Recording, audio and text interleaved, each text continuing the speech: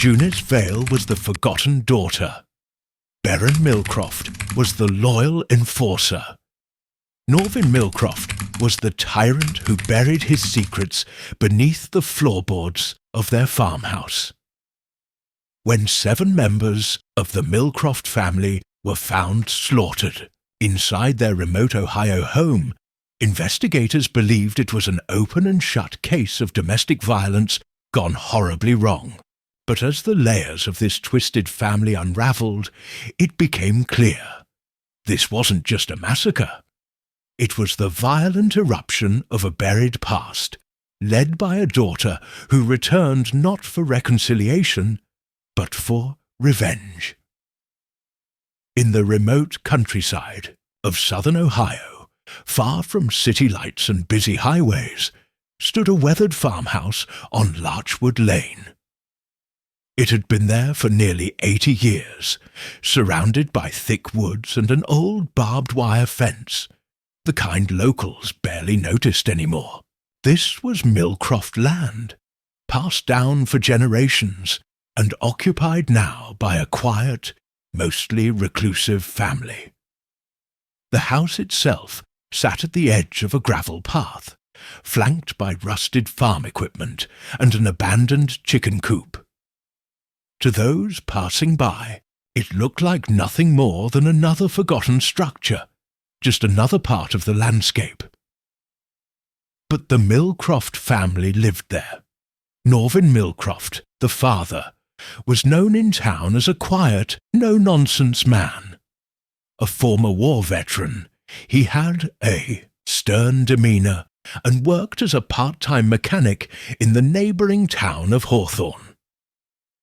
His wife, Celira, was rarely seen outside the property. Most knew her only as a mother who homeschooled her 3 children and handled the household with near-total isolation from the rest of the world. Their children, 17-year-old Taryn, 14-year-old Elira, and 11-year-old Draven, were practically invisible in the community. They didn't go to public school, weren't on any sports teams, and had no known friends outside the family. Then there was Baron Millcroft, Norvin's younger brother.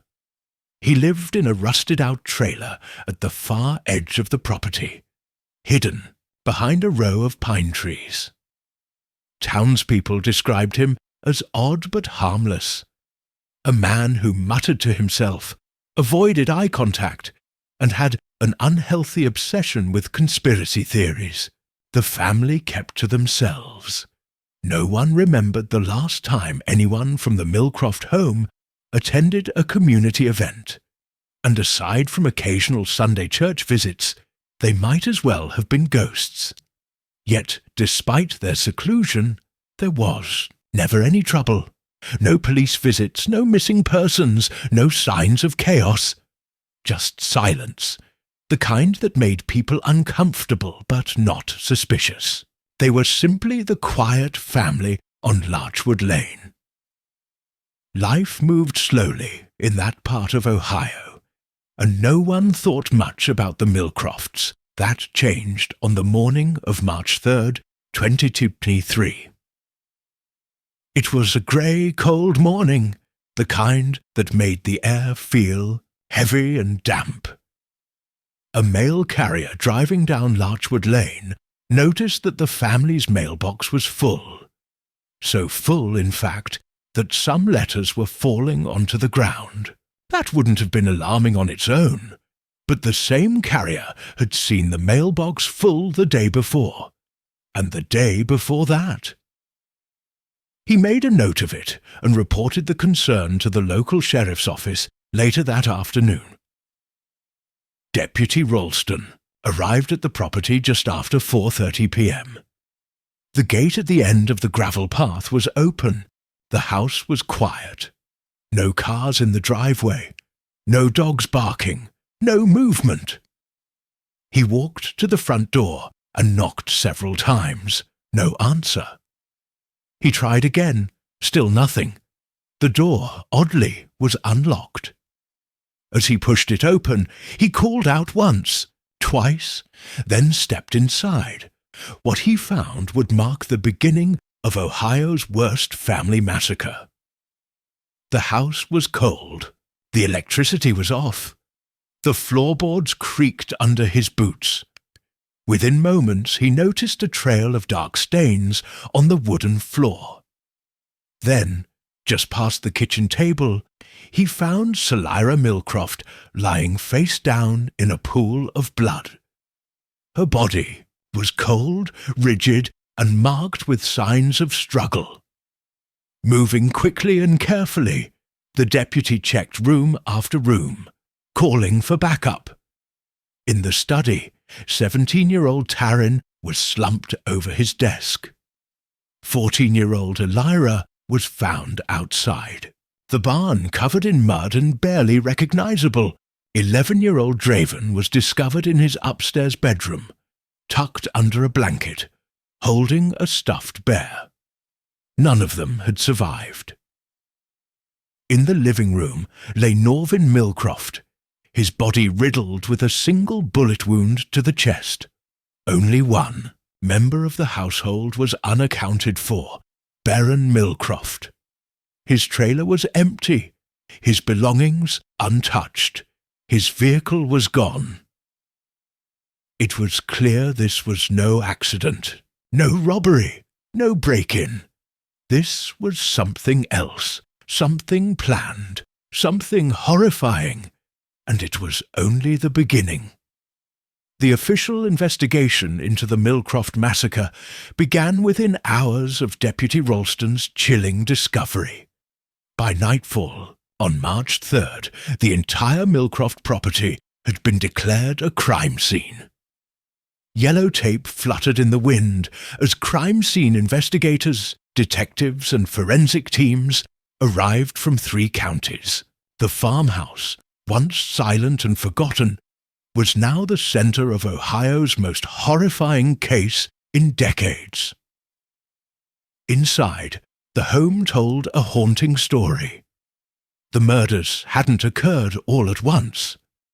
The timeline of death suggested that each family member had been killed at different times, possibly over several hours.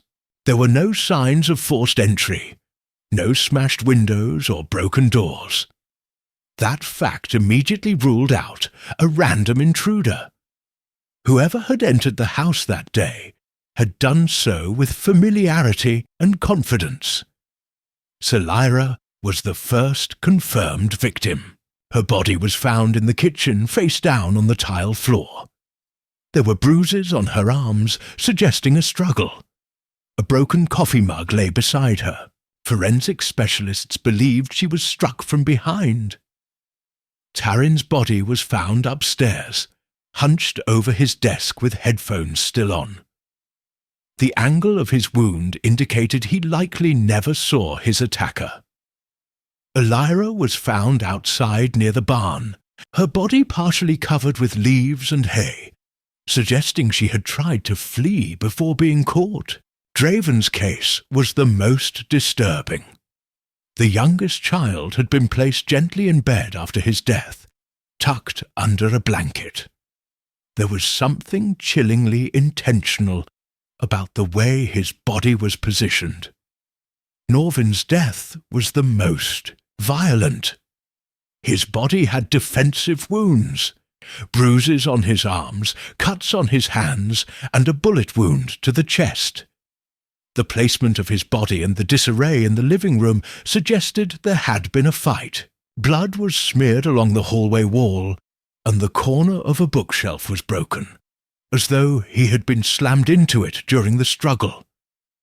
The killer had left no murder weapons at the scene, no fingerprints, no immediate clues, but the absence of Baron Millcroft was the loudest alarm. The investigators were quick to search Baron's trailer at the edge of the property.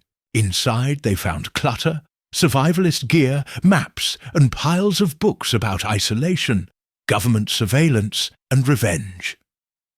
There were no signs of blood or violence in the trailer, but they did find something more chilling. A torn notebook with pages missing. On the remaining pages were rambling, paranoid thoughts about betrayal, family secrets, and the need to cleanse the bloodline. One page simply read, March 3rd, it ends. But even with Baron missing, something didn't feel complete. Detectives reviewed the house's interior and noted that several items seemed deliberately staged. For example, the lack of blood spatter near Draven's bed didn't match the wound he suffered.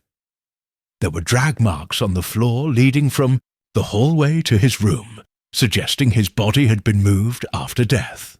Similarly, Elira's body showed signs of exposure to the cold long before the others. She may have been killed the night before. These inconsistencies hinted that this was not a sudden, impulsive act. It was premeditated, coordinated, and calculated.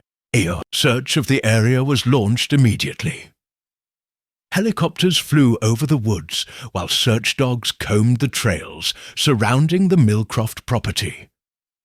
Baron's name and face were sent out across the state and shared with neighbouring states. Still, he was nowhere to be found. The local community, now terrified, tried to make sense of what had happened. Vigils were held at the town square. News crews lined up along the roads leading to Larchwood Lane, reporting live updates to a stunned audience. How could an entire family be murdered with such brutal precision? Why had Baron disappeared? And what was the real motive behind the slaughter? One small clue surfaced 3 days after the crime. Surveillance footage from a gas station 2 towns over showed Baron buying a pack of cigarettes, a roll of duct tape, and 2 cans of beer on the night of March 1st. Just 2 days before the murders. He looked calm, focused, not panicked, not rushed, but that wasn't the only face caught on camera. Behind him in the footage stood a young woman with dark red hair, partially obscured, who paid in cash and left minutes later. No one in the Millcroft family matched that description. Investigators now had a new question to ask. Who was the red-haired stranger? As detectives dug deeper into the Millcroft family's background, the pieces of the puzzle became darker and more complex. On the surface, the Millcrofts had lived a life of quiet isolation. But just beneath that surface were years of dysfunction, fear, and secrets that would explain the horror that took place. What started as a murder investigation was slowly turning into an exploration of what had been hidden behind the walls of that old farmhouse for years. The first major clue came from the journals found inside a locked room in the barn. It took investigators almost an entire day to find the hidden latch beneath the floorboards. Inside, the small room was lined with shelves holding stacks of books, old tools, and 3 worn-out notebooks. 2 belonged to Taryn and Elira. The 3rd was a thick ledger filled with meticulous notes, handwriting later matched to Celira. These journals revealed the emotional landscape of the family, one marked by fear, obedience, and harsh discipline. Taryn's writings were filled with anger and confusion. He wrote about the rigid rules enforced by Norvin and how he was often punished for minor mistakes, like forgetting to pray at the right time or failing to complete chores. He also wrote about the cameras, small, hidden ones placed throughout the house, including in their bedrooms. Baron was the one who watched the footage. Taryn called him the shadow on the edge of everything. Elira's journal was more heartbreaking. Her entries were filled with sadness and isolation. She often wrote about missing a normal life, one where she could go to school, have friends, or even just leave the property. Her entries revealed that she had once tried to run away, but was caught by Baron and brought back to the house.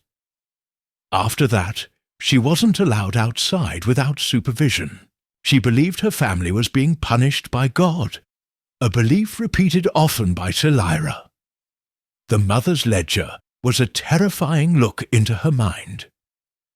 Selira seemed to believe that her children were tainted by the world and had to be purified through discipline and prayer. Her notes were filled with religious language and references to cleansing rituals. Most chilling of all was a page dated 3 months before the murders. It read, "Baron agrees. If the time comes, we will know what must be done." While investigators tried to understand the strange beliefs of the Millcrofts, attention returned to the missing uncle. Baron's behavior had long been strange, but what disturbed detectives was how willingly he had fallen into the role of enforcer and observer. His trailer, which was once thought to be just a living space, was more like a control center. Hidden beneath the floorboards were reels of video footage, recordings of the children sleeping, eating, being punished. A generator kept the cameras running even when the main power was off. There were also several hand-drawn maps of the property, each with escape routes, hiding places, and strange markings investigators couldn't immediately decode. But the biggest shock came when detectives reviewed the surveillance footage again from the gas station where Baron was last seen. The young woman with red hair, previously overlooked, was seen in multiple frames. In one clip, she was looking directly at Baron, her expression blank. In another, she briefly touched his arm. She wasn't just a stranger. She was connected to him in some way. A background check and a few facial recognition scans finally produced a name: Juness Vale. She had no known address and no criminal record, but a birth certificate revealed something unexpected. Her father was Norvin Millcroft. She was his daughter from a previous relationship more than 20 years ago. Her mother had died in a fire when Juness was 6, and after that she bounced through foster homes, eventually disappearing from any legal records at the age of 16. She had never been adopted. No one had reported her missing. No one had looked for her. Now she had reappeared just days before the Millcroft massacre. She had stayed off the grid, paid in cash, used no identification. Juness Vale had returned to the family that had abandoned her, and she had come back for a reason. Detectives now faced a chilling realization. Juness Vale, the unknown daughter of Norvin Millcroft, may have played a direct role in the brutal massacre that destroyed an entire family. The question wasn't just why she came back after so many years, but how her arrival tied into the strange beliefs and decaying mental state of the Millcroft household. As investigators tried to piece together her past, it became clear that Juness had been living in the shadows, preparing for something far longer than anyone could have imagined. Old-school records showed that Juness had once been a bright, curious child, but her life took a sharp turn after her mother died in a fire under mysterious circumstances. The blaze, which happened in a rundown apartment in Dayton, was officially ruled accidental, caused by faulty wiring. But neighbors at the time recalled strange visitors to the apartment, late-night arguments, and a girl who stopped speaking completely after the incident. Juness was taken in by the state and passed through 6 foster homes in 6 years. Her last official placement ended when she vanished without warning at the age of 16. There was no report, no inquiry, and no one to ask questions. She became a ghost. Investigators found hints that Juness had been keeping tabs on the Millcrofts for years, in a storage unit rented under a fake name 2 counties away. They found dozens of photographs of the Millcroft property, handwritten logs of Norvin's movements, and even copies of their mail, taken from their mailbox over time, without anyone noticing. There was also a crude family tree scratched into the wall with a knife, and circled in red was her own name, Juness. Beside it, one phrase was repeated over and over again. "They left me. They'll pay." One of the most damning discoveries came from the footage in Baron's trailer. Among the recordings, there were 2 clips from a small, body-worn camera hidden inside a jacket. The timestamp was 2 weeks before the murders. The footage showed Juness walking through the woods at night, whispering directions and carrying a flashlight. She reached the edge of the Millcroft property, where she met someone. The image was grainy, but the figure she approached appeared to be Baron. He didn't resist. In fact, he handed her a package, wrapped in cloth and heavy-looking.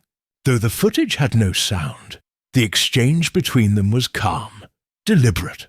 It wasn't a confrontation. It was an agreement. This revelation changed everything. Baron had not simply disappeared after the killings. He had been working with Juness from the beginning. But the question still remained. Why? Further analysis of Baron's journals provided disturbing answers. In his notes, he often wrote about the blood that must be cleansed, the hidden one, and the return of the forsaken daughter. It was clear that Juness's reappearance wasn't a surprise to him. It had been expected, whether through letters, secret visits, or even coded messages. She had managed to convince Baron that she was part of their twisted spiritual mission. In fact, her name showed up in one of Salira's own writings. The shadow girl comes. Norvin must face the broken past. Judgment begins with him. This wasn't just about revenge. This was about ideology. Juness, after years of abandonment and trauma, had returned to the family not to reunite, but to help destroy it. And the most terrifying part, she had done so without hesitation, aided by a man who saw her as the final piece in a decades-long prophecy of reckoning. Despite this mountain of evidence, neither Juness nor Baron had been found. They had vanished without a trace. The last confirmed sighting of either came from a security camera at a bus station in western Indiana, where they purchased 2 tickets under fake names. The bus was bound for the Colorado border. After that, the trail went cold. As law enforcement scrambled to widen the search, public panic grew. News stations across the country broadcasted the story of the Millcroft Massacre, now calling it the most twisted family annihilation in Ohio's history. But the worst truth was yet to come. A final letter arrived at the sheriff's office days later. It was handwritten, signed only with the letter J, and it read, "You looked in the house." But the story didn't start there. It started beneath it. The cryptic message in the final letter sent chills through every member of the investigative team. It started beneath it. Those 5 words suggested there was still something hidden, something deeper than even the horrific murders already uncovered. Investigators returned to the Millcroft farmhouse one final time, determined to search every inch. The focus shifted from the visible to the concealed. This wasn't just about a crime anymore. It was about uncovering what had been buried, perhaps for decades. Specialized ground-penetrating radar was brought to the scene. Beneath the house's foundation, under a section of concrete near the root cellar, anomalies were detected. Shallow voids, possibly man-made. Within hours, a forensic excavation team began digging. What they discovered was darker than anyone had imagined.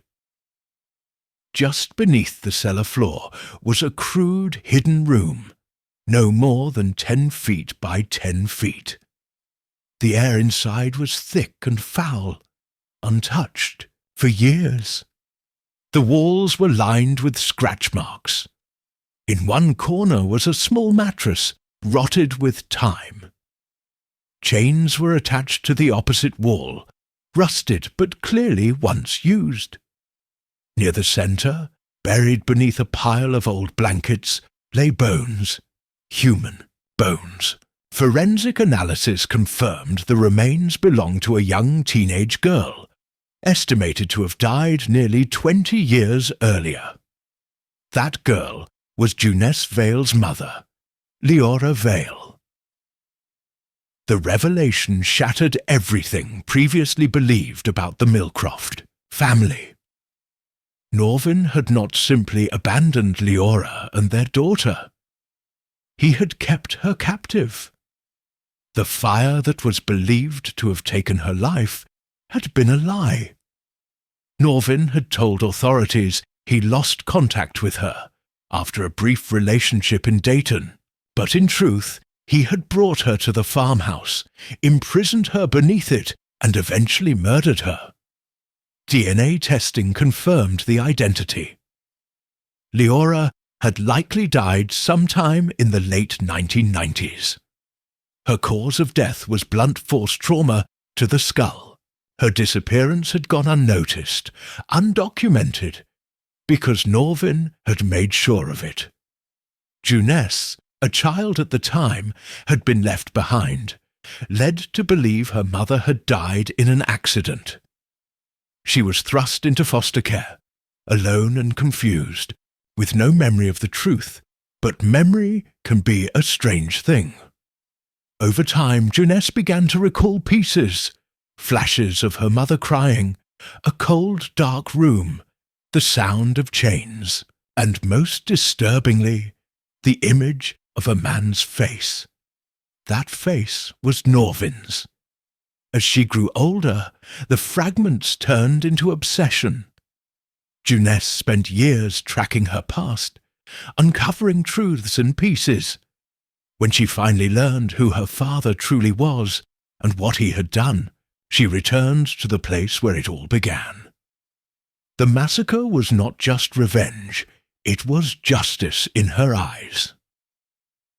With this final discovery, law enforcement issued federal warrants for both Juness Vale and Baron Millcroft, now considered co-conspirators in a premeditated mass murder rooted in generational abuse, cult-like control, and a horrific cover-up. Their photos were circulated nationwide. Tips poured in, but none led to a confirmed sighting. Meanwhile, the farmhouse was demolished. Too much darkness had seeped into its walls. A memorial was placed at the edge of the property, 5 white crosses for the Millcroft family, and a 6th for Leora Vale. The town of Larchwood fell silent again, its most painful story now carved into history. Months later, in a remote town in northern Arizona, a traveler claimed to have seen a woman with striking red hair and a quiet man with a limp purchasing supplies at a roadside gas station. They paid in cash and drove away in an old pickup with no plates. Authorities were alerted, but by the time they arrived, the two were gone. The world never heard from Juness Vale or Baron Millcroft again. What remained was a chilling story of buried truths, family madness, and a daughter who returned from the shadows to avenge a mother lost to silence. In the end, justice was not delivered by the law, but by the hands of someone born in darkness and shaped by it. The Millcroft Massacre became known as the worst family killing in Ohio's history. But those who truly understood the story knew it wasn't just about death. It was about what was hidden underneath.